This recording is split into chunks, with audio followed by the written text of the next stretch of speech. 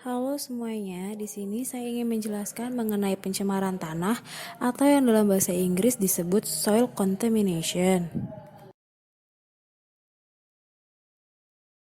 Sebelumnya perkenalkan, nama saya Gracia Claudia Paorta Simbolon. Saya merupakan mahasiswi Teknik Lingkungan yang berkuliah di Institut Teknologi Sumatera.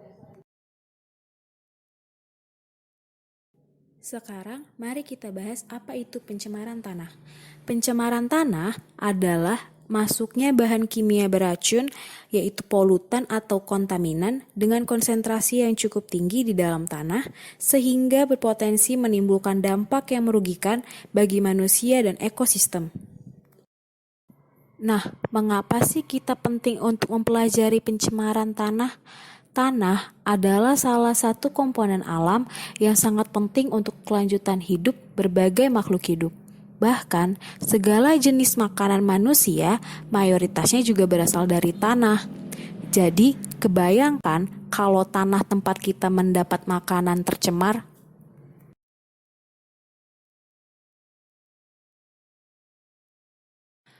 Pencemaran tanah disebabkan oleh berbagai macam hal. Yang pertama, kebocoran limbah.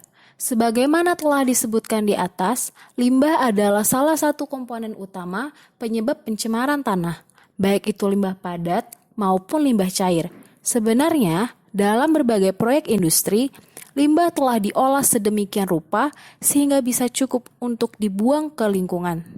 Yang kedua, kebocoran bahan kimia industri. Selain limbah yang bisa bocor, juga adalah bahan kimia industri.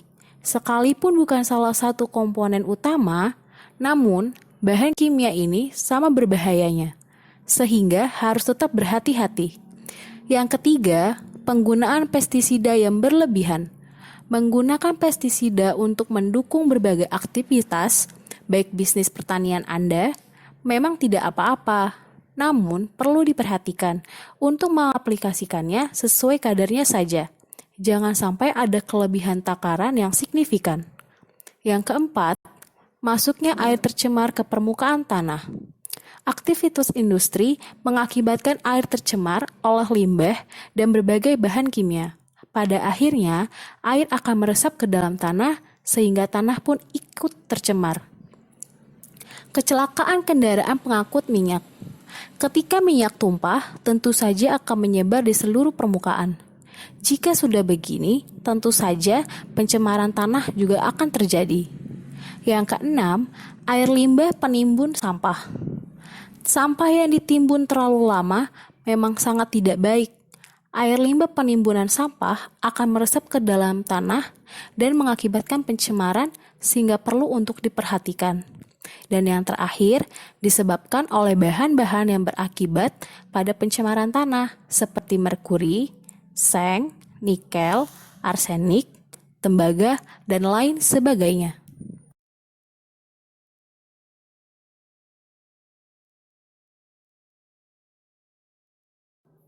Kontaminan pencemar tanah.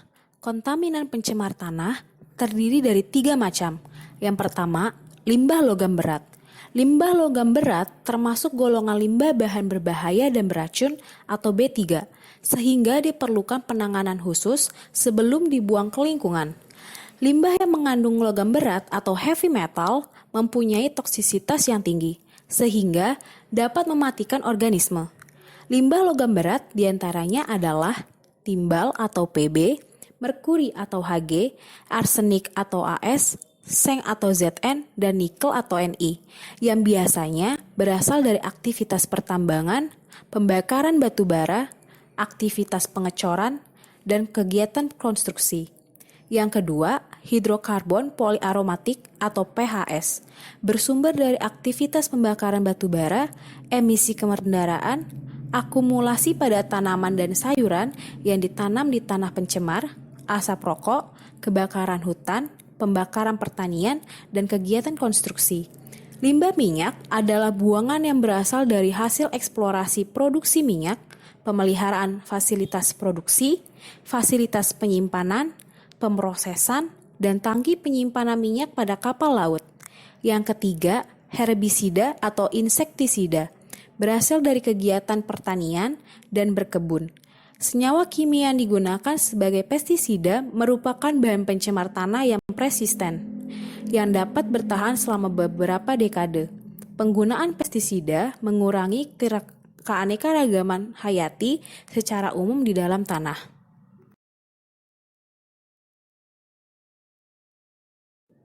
Selanjutnya, kita akan membahas dampak pencemaran tanah. Sebagaimana dikatakan sebelumnya, pencemaran tanah adalah salah satu hal yang sangat berbahaya jika terus dibiarkan, mengingat dampaknya yang sangat besar sehingga kita harus memperhatikannya dengan baik, yaitu pertama, berakibat pada kematian makhluk hidup. Dari beragam dampak pencemaran tanah yang ada, yang paling berbahaya adalah adanya tingkat kematian makhluk hidup yang tinggi. Namun, kematian ini ada yang perlahan-lahan, berproses, dan ada yang langsung terlihat. Pada dasarnya, ini sangatlah berbahaya, terutama bagi tumbuhan serta beberapa hewan yang bertempat tinggal di dalam tanah. Yang kedua, menyebabkan polusi udara. Meskipun tanah yang tercemar, namun bisa berakibat pada kerusakan komponen lain karena di bumi ini berbagai komponen memang saling berhubungan. Katakan saja saat terjadi pencemaran tanah, maka air di dalam tanah pun ikut tercemar. Begitu juga dengan udara. Yang ketiga, kesuburan tanah berkurang.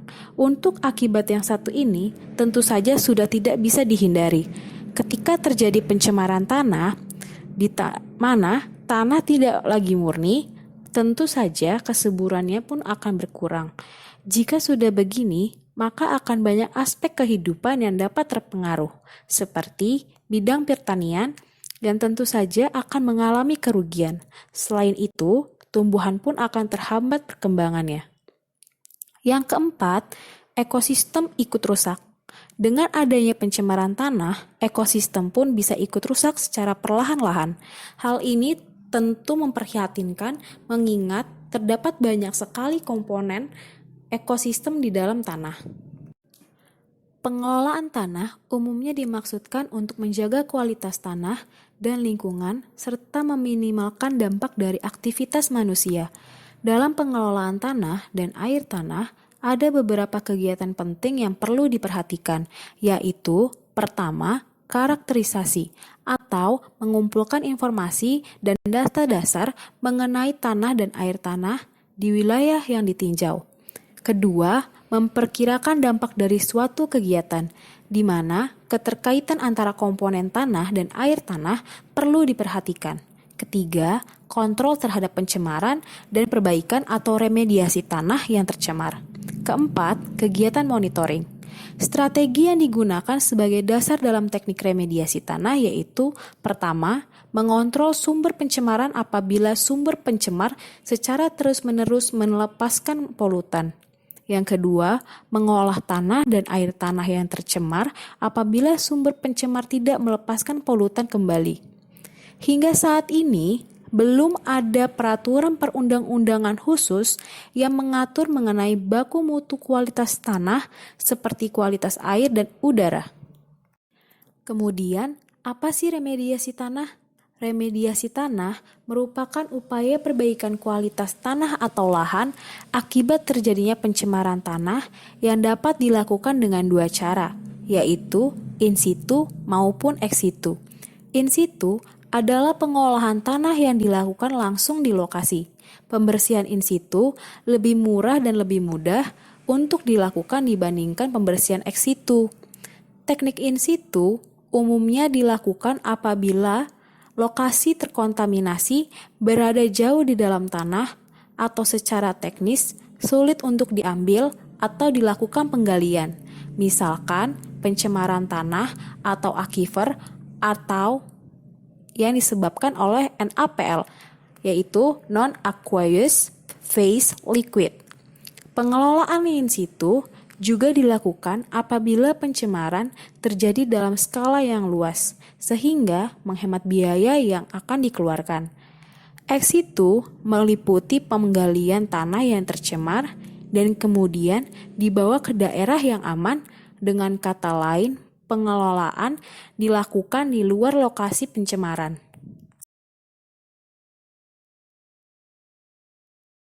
Urutan prioritas dalam remediasi tanah terdapat 4 prioritas. Yang pertama, bila memungkinkan, pengolahan di lokasi atau in situ dapat dilakukan sehingga resiko bahaya akibat pencemaran dapat dikurangi sampai tingkat yang dapat diterima. Yang kedua, pengolahan di luar lokasi atau ex situ dari tanah yang tercemar dengan menggali dilakukan bila cara pertama tidak mungkin untuk dilakukan. Yang ketiga, pemadatan atau isolasi tanah yang tercemar di lokasi dengan membuat struktur penghalang atau barrier yang memadai. Yang keempat, pemindahan atau removal tanah terkontaminasi ke suatu tempat atau fasilitas yang memadai atau yang direncanakan untuk membuang atau pengolahan tanah tercemar. Pengolahan air tanah tercemar perlu dilakukan mengingat terjadinya peristiwa sorpsi zat terlarut dalam tanah. Sorpsi adalah mekanisme ketika kontaminan yang terlarut dalam air tanah berkontak dengan tanah sehingga kontaminan yang ada pada air tanah terikat pada tanah dan mengakibatkan tanah menjadi tercemar. Salah satu cara mengolah air tanah pada aquifer adalah pump and treatment system, yaitu air tanah yang tercemar dipompa dan kemudian pengolahannya disesuaikan dengan kontaminasinya. Teknik remediasi yang kedua yaitu teknik soil venting, digunakan untuk kontaminan organik dan volatil. Teknik soil venting atau ekstraksi uap air tanah hanya diterapkan pada zona vandose. Zona vandose atau zona vandos adalah zona di atas permukaan air tanah dangkal. Teknik ini hanya bisa dilakukan pada tanah dengan konduktivitas sedang hingga tinggi dan tidak cocok untuk tanah lempung dan liat. Teknik remediasi yang selanjutnya akan dibahas ialah bioremediasi. Bioremediasi adalah pembersihan zat pencemar menggunakan mikroorganisme seperti bakteri. Kelebihan teknik bioremediasi yaitu ramah lingkungan, mudah didapat, menghapus resiko jangka panjang, meminimalisir biaya yang akan digunakan, dan dapat terurai menjadi bahan yang tidak berbahaya. Sedangkan kekurangan teknik bioremediasi adalah yang pertama, tidak semua senyawa dapat diolah dengan teknik ini. Yang kedua, upaya penelitian dalam desain sangat intensif karena bersifat spesifik baik untuk kontaminan maupun lokasi. Yang ketiga, adanya senyawa hasil sampingan, yaitu mungkin bersifat toksik. Yang keempat, perlu monitoring yang intensif. Yang kelima, proses remediasi relatif lama, sehingga meningkatkan resiko paparan kontaminan terhadap lingkungan dan makhluk hidup. Contohnya, bakteri Pseudomonas aeruginosa seperti pada gambar, yang dapat menjadi biosurfaktan untuk mengatasi pencemaran akibat ikatan karbon yang panjang seperti minyak bumi. Teknik remediasi yang terakhir yaitu fitoremediasi. Fitoremediasi merupakan teknik remediasi yang menggunakan berbagai tumbuhan untuk menghilangkan, memindahkan, dan atau menghancurkan kontaminan dari lingkungan sehingga menjadi tidak berbahaya. Fitoekstraksi atau fitoakumulasi merupakan salah satu prinsip yang digunakan pada fitoremediasi.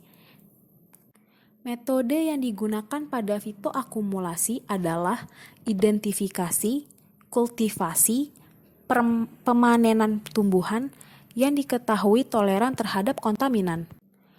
Untuk proses agar dapat dilakukan secara ekonomis, tumbuhan yang dikultivasi harus hiperakumulator terhadap kontaminan dan memproduksi biomasa yang besar. Faktor lainnya seperti laju pertumbuhan, selektivitas elemen, resisten terhadap penyakit, metode panen, dan disposal. Contoh tanaman hiperakumulator diantaranya Thalassae caerulescens yang dapat menyerap unsur zinc dan kadmium. Alisbum sp yang dapat menyerap unsur nikel, Brassicacea sp yang dapat menyerap unsur sulfat, Pyrogramma calomelanos yang dapat menyerap arsenik, dan Pteris vittata yang dapat menyerap merkuri dan arsenik. Sekian presentasi dari saya. Apabila ada salah kata dan informasi, saya mohon maaf. Terima kasih atas perhatiannya.